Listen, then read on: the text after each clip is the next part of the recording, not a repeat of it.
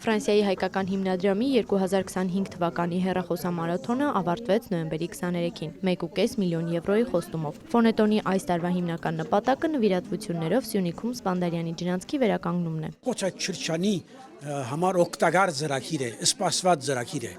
Այդ կանալը ջրանցքը 3 տարի է չի գործեր,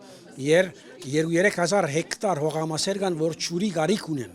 Ուրեմն աշխատանքները մենք սկսել ենք արդեն անցյալ օգոստոսին, բայց անշուշտ ֆինանսավորման համար գարիքներ ունենք եւ հույսերնից անե որ այս ֆոնետոնը հաջող ընտանա եւ մենք կարողանանք աշխատանքներու ֆինանսավորման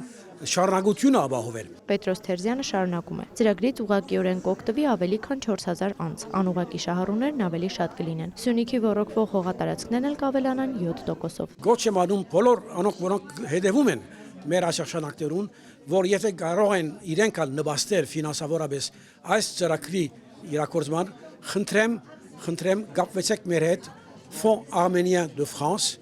Ֆրանսիայի հայկական հիմնադրամ, որովհետեւ ծեր նվիրատվությունը բերեք այս կարևոր ծրագրին համար։ Հեռախոսամարաթոնը անցկացվեց հայտնի թավջութակահար եւ ջութակահար Աստղիկ եւ Շուշան Սիրանոսյանների հովանավորությամբ։ Մենք ինչպես արտասահմանի հայ, Ֆրանսա ծնած հայ, մեզի համար ամեն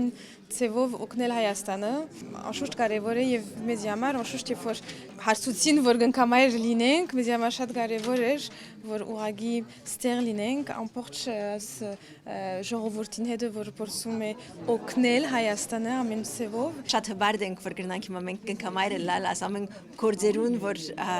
գիտենք որ օգնությունը հոնդեր բիդերտա եւ օգտակար բիդելա անպայման։ Նվիրատվությունները թույլ կտան նաև շարունակել աշխատանքը Սյունիքի, Տավուշի եւ Գեղարքունիքի մարզերում։ Մինչև օրս հեռախոսամարաթոնների շնորհիվ Ֆրանսիայի հայկական հիմնադրամը աջակցել է 42000 ընտանիքի 237 գյուղերում։ Բաշխվել են ավելի քան 18 միլիոն բանջարանոցային սածիլներ, 600,000 տնկիներ, 700 տոննա բարձրորակ սերմեր, 215 ջերմոց, 400 մեղվի փեթակ, գյուղատնտեսական սարքավորումներ, նաև խոշոր եւ մանր եղջերավոր անասուններ։ 12 գյուղ հասանելիություն է ստացել խմելու մաքուր ջրին։ Ղարաբաղից տեղահանված 61 ընտանիք վերաբնակեցվել եւ ստացել է գյուղսարքավորումներ։ Պարբերաբար կազմակերպվում են վերապատրաստման դասընթացներ Ֆրանսիայի ժամանած մասնագետների հետ։ Էմմա Վարդանյան, Խաչատուր Մարտիրոսյան, լուրեր։